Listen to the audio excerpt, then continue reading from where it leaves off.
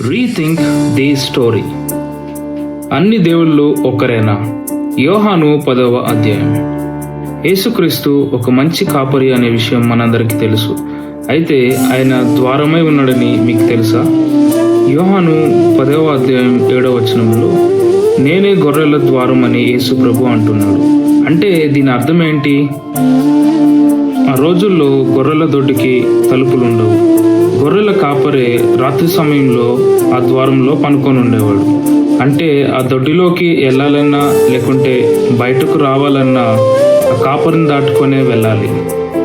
దీని అర్థం యోహాను 14వ అధ్యాయం 6వ వచనంలో నేనే మార్గము సత్యము జీవమై ఉన్నాను, నా ద్వారానే తప్ప ఎవడును తండ్రి యొద్దకు రాలేడు అని యేసు ప్రభు చెప్తున్నారు.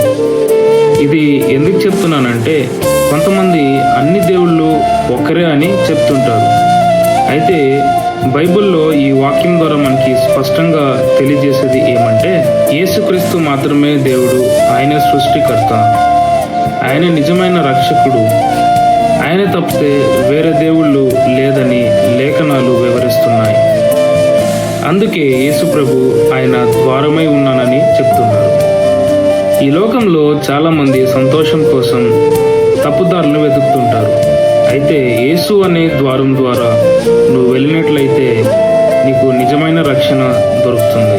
యేసు అనే ద్వారం ద్వారా వెళితే నీ ఆత్మకు రక్షణ లభిస్తుంది. ఒకవేళ మీరు అనుకోవచ్చు, నేనెందుకు యేసు అనే ద్వారంలో ప్రవేశించాలని? ఎందుకంటే తండ్రి యొద్ద ఉన్న పరిశుద్ధుల మందలో చేరుటకు ఆయన మాత్రమే మార్గము. ఒకవేళ నేనెందుకు ఆ మందలో ఉండాలి, లేదు నాకెందుకు కాపరి అవసరమై ఉంది అని నువ్వు అనుకోవచ్చేమో. దేవుడు నీతో ఈ విధంగా అంటున్నాడు, నువ్వు ఒకవేళ మందలో లేకపోతే, నీకు కాపరి లేకపోతే నీకు క్షేమం లేదు.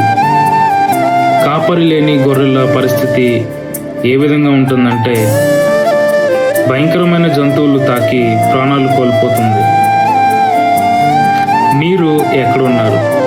యేసు ప్రభుని వెంబడించే మందలో ఉన్నారా, లేకపోతే లోక ఆశలను వెంబడించే మందలో మీరున్నారా?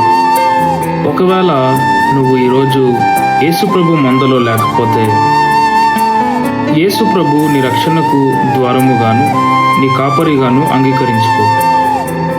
దీన్ని నువ్వు చేసినట్లయితే నేడే నీకు నిత్య జీవం.